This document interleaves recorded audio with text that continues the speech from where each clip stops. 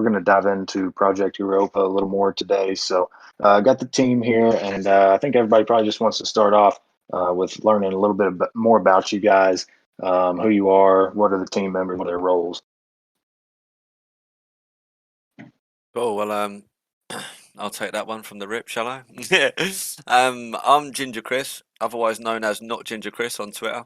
Um, I'm the CMO, so I deal with the marketing and the partnerships and that kind of stuff. So you see a few bits coming up from us recently with people like Elevate Trading, just just doing some work with each other, man. All making a bit of money together. One team, one dream, and all that. I came into the team a little bit later. So it was originally co-founded by Hamimis and ENJ, the elusive Orlando. Good luck getting hold of him, mate. Yeah, the only thing worse than his punctuality is his internet connection. So yeah, he's in a bit of an anomaly. And then we've got our wonderful Graham here. So I'll hand you over, man. Say hello, Graham. Smile for the camera. Great chat, man. Great chat. Fired, mate. Fired. Come back tomorrow, and we'll see what we can do with them. I'll take over since it seems like he's got some technical difficulties once more. I'm Hamimis, also known as Joe in real life. I am the CEO and co-founder of Project Europa. And yeah, that's about it for me. Thank you, Ben. Sorry, I've got a child running around and my wife. Over to you, Graham. Graham, we got you now?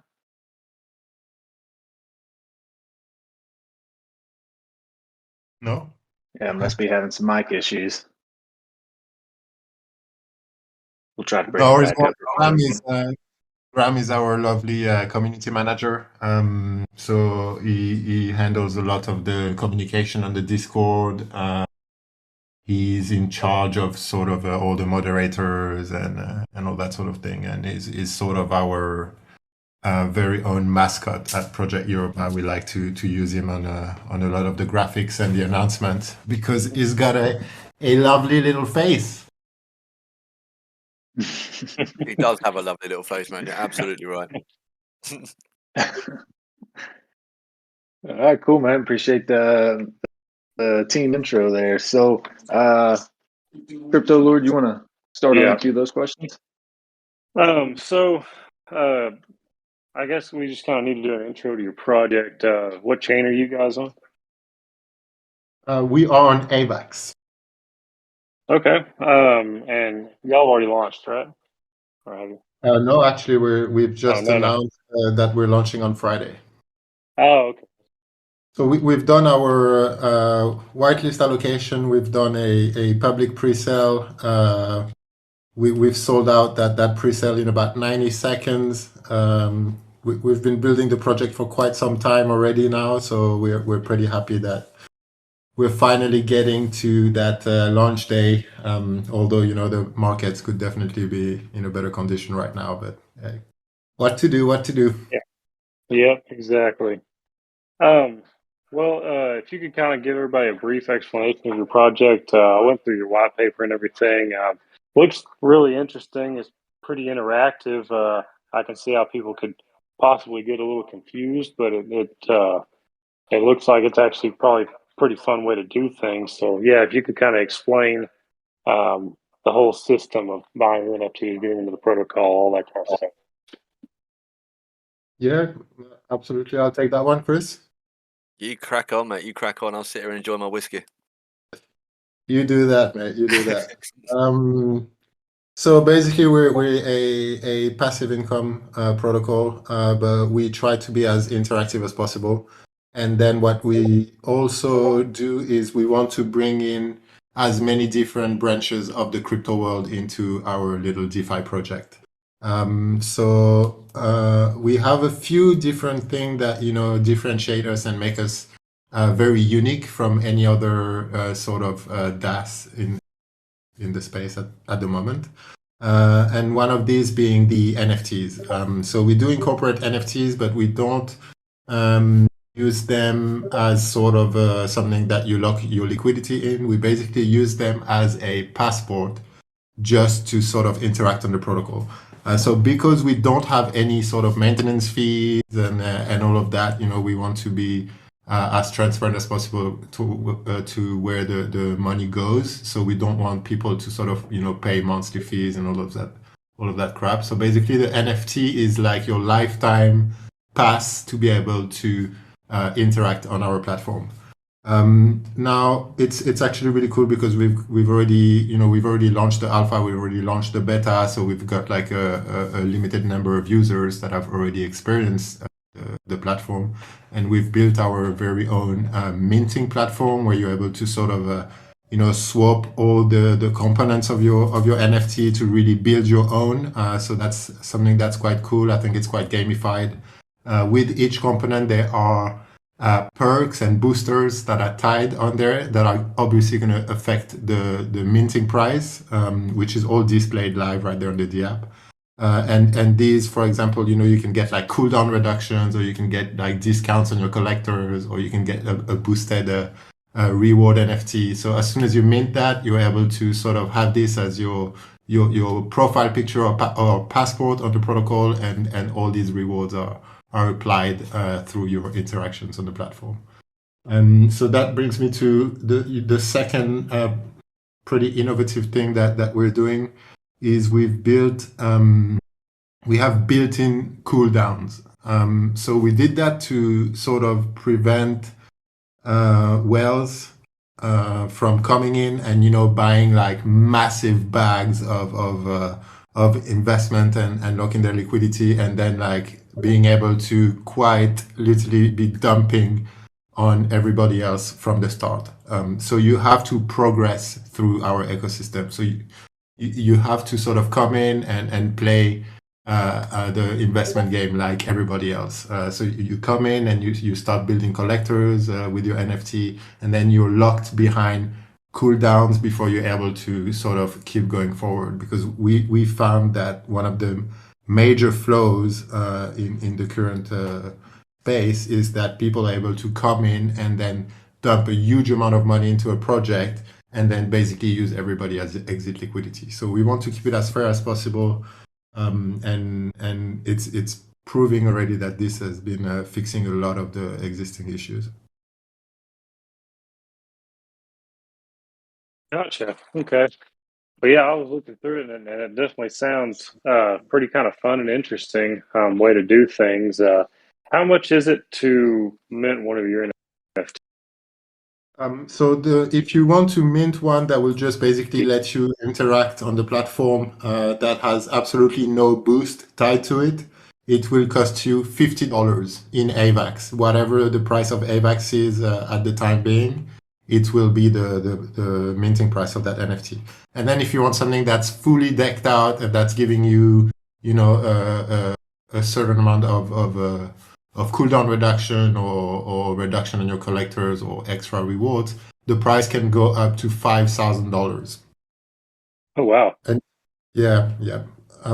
So we've done this, for two reasons. First of all, we're keeping the price in AVAX because we want to have a treasury that is multi-currency. Because it's another issue that if you have a protocol that's entirely built around your native token, in the end, no matter how much extensive utility you can bring to that token, ultimately it will only be used to claim rewards.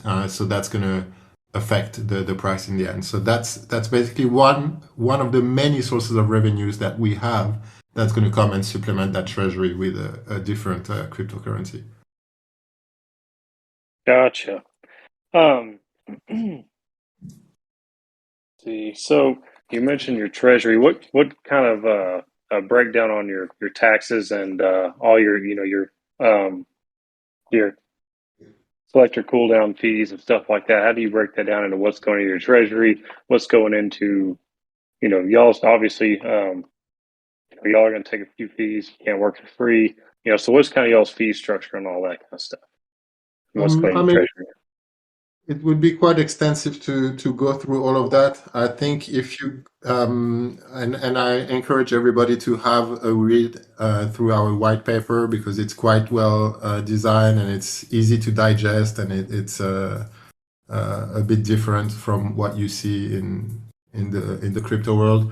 We have very elaborate breakdowns of everything, and you will find that we are probably one of the projects in the space that has the smallest allocation of taxes and this sort of thing that are going towards the team. But then when it comes to the hard taxes that everybody is going to be experiencing, we only have a 15% claim tax when you claim your rewards from the rewards pool to your wallet. We also do have some, buy and sales tax for the launch as precautions, but these are basically linearly decreasing to absolutely nothing over the course of 10 days. Gotcha. Okay. So what will you kind of spend your treasury on as it collects in there? What's kind of your plan for that? Yeah, good question. I think it's also worth noting that we are a project that is only launching on Friday. We've been in the work for quite some time, and we already have a very sizable treasury that is already generating money for us because it's already been Oh, wow. invested in quite a few different assets. We want to be quite different with the way we are doing this because we realize that if we want to build something like this, we have to we need to bring in more revenues that we are having emissions. Yeah, because in the end, we do want to provide genuine passive income for our users. So right now we have close to $500,000 that is already being invested. We have invested this in quite a few different bot trading strategies. This is actually great because even during this bear market, with bots doing shorts and swing trading, this is generating quite a nice chunk of money. In terms of softer investment that are a little bit more medium yield, if you will, we've put some money towards a soft staking DAG node. We've put a sizable amount into yield nodes, which are providing us roughly 10% a month, and some of that is compounded, some of that is put towards the rewards for our users. And we're still sitting on a decent amount of liquid assets that we're waiting for the right timing to sort of invest into various other assets. Gotcha. Do y'all look at possibly investing in real world assets at all, or you're going to kind of stick to the crypto world and staking and all that kind of stuff? Or So, I mean, we've already started announcing. I think we've pushed out a graphic a while back that really explained, all the different sources of revenue that are going to be supplementing that treasury. And I think this is something, I think this is really our main USP here because what we're building on the side, we are providing services to other decentralized projects at a fee or against assets from their project, if you will, and we are doing all this with the team that we have in exchange for these services.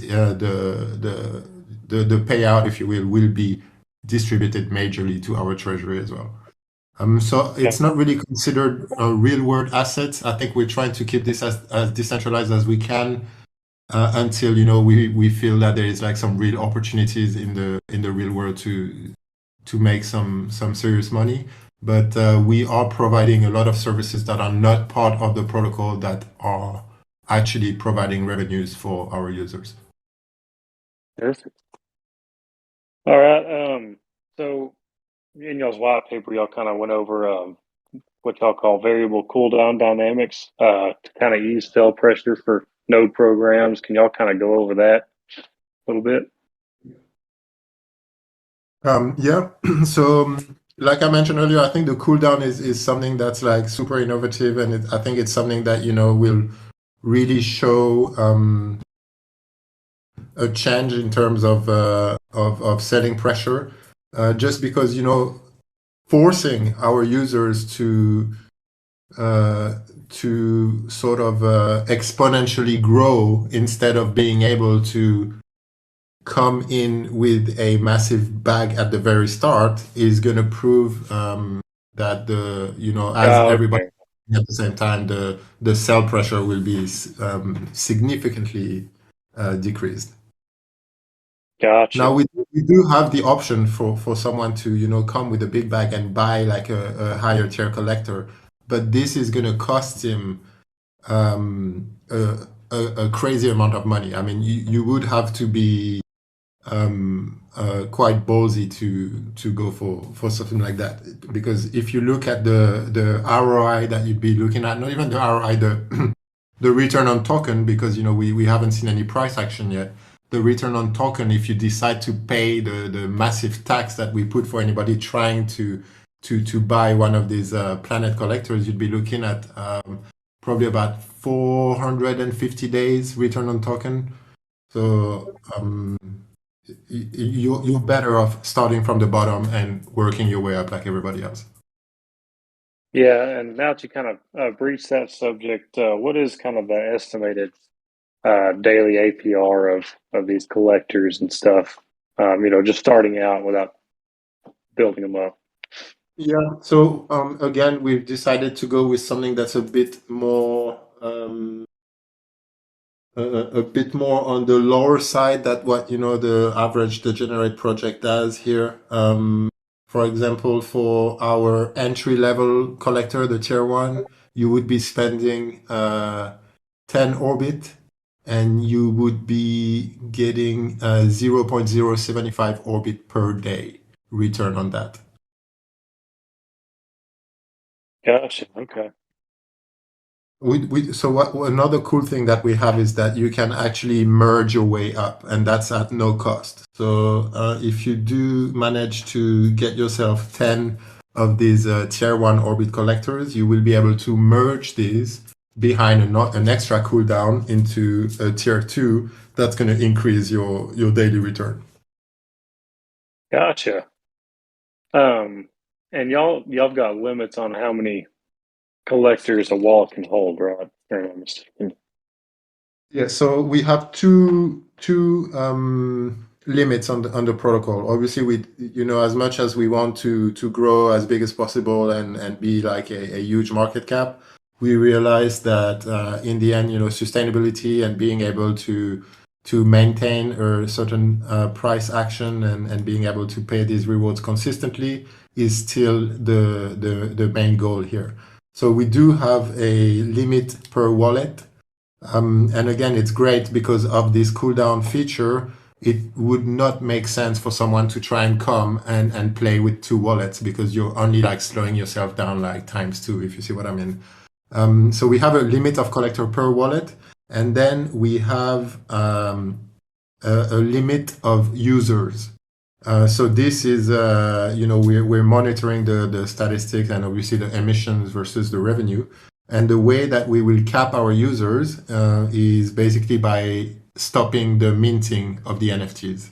Once we reach that cap, we'll basically disable the minting contract, and no new user will be able to interact with the protocol. Gotcha. Okay. So what would y'all kind of say is the biggest thing that makes y'all the most unique? I mean, obviously, the way y'all's protocol works is unique in itself, but is that kind of what y'all would say is the most unique, is just how your protocol kind of merges and builds together, or what do y'all kind of think separates you from everybody else? I mean, I think we've built everything from the ground up. We've built the entire code from the ground up, where we haven't forked like any single part of it. That's why it's taken us quite a long time. I think you would say we're quite unique with our features, such as the NFTs, the cooldown, probably our look and feel as well. It's very gamified. If some of you have had the chance to experience the diap already, but I think what really fundamentally differentiates us from anybody out there is the way that we're handling our treasury and our revenues. We really want to make sure that we can sustain a certain price, and we will, take all the precautions to make sure that we can keep paying these rewards. Gotcha. Well, yeah, I think it's definitely a pretty unique project. One big thing that's always big with us is, security and stuff like that, KYC audits. So could y'all kind of go over what security steps y'all have taken, to prevent exploits, stuff like that, your KYC, your audits, if you've got a multi-sig, that kind of stuff. Yeah, definitely. I mean, we're pretty happy about everything that we've done, and we're very conscious about everything that's happened in the space, and it's kind of heartbreaking and gives a very bad name for all the other projects anytime a rug or something happens. So we have we're fully KYC'd, we're fully video doxed through our Discord channels. We have built our own multisig, which is fully integrated in the protocol. And the protocol and the multisig have been fully audited by Certic. The liquidity will also be locked for a year. I mean, the team tokens are linearly vested for a year. I mean, basically anything you can think of, we've done it, because in the end we're building this to be something great, and we want to make sure that it reflects on the project. Yeah.